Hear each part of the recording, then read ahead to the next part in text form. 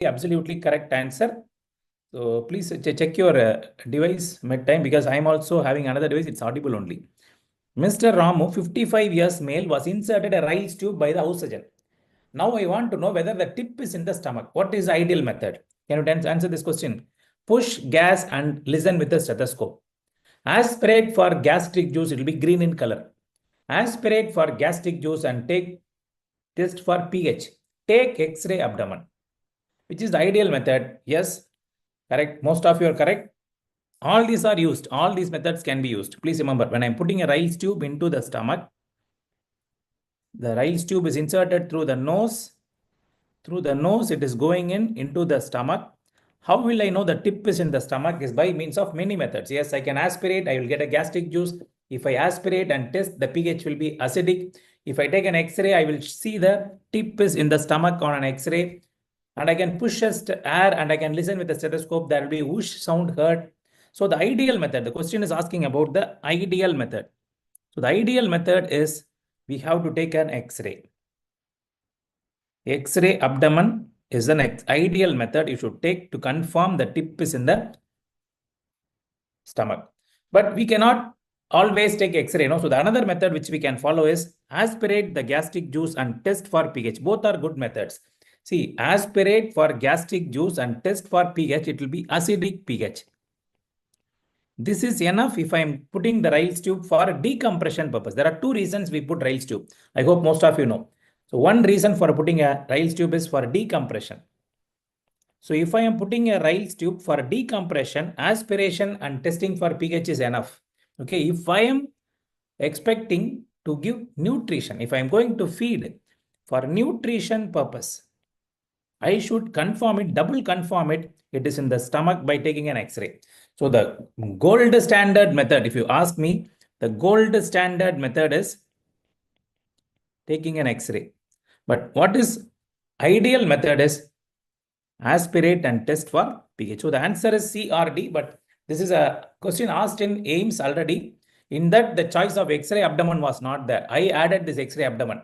So if you take X-ray abdomen, that is good if you are going to give nutrition. If you're not going to give nutrition, just test for acid pH, that is enough. Okay, just remember this concept. Everything is there. In this, all the methods can be followed. You can push gas, you can aspirate, and test for pH is the ideal method we follow in practice. If you take an X-ray, it is ideal for giving nutrition. Okay. So now there are two questions I want you for FMGE exam. I am taking it's least invasive is not X-ray. No, so just testing with the litmus paper is easy. We have a litmus paper. We can put that on the litmus paper. It will change color change. So that is the easiest method. So there are two questions I want you to tell. X-ray you are taking for a patient whom you inserted the Ryle's tube. You are putting an Ryle's tube and you are taking an X-ray.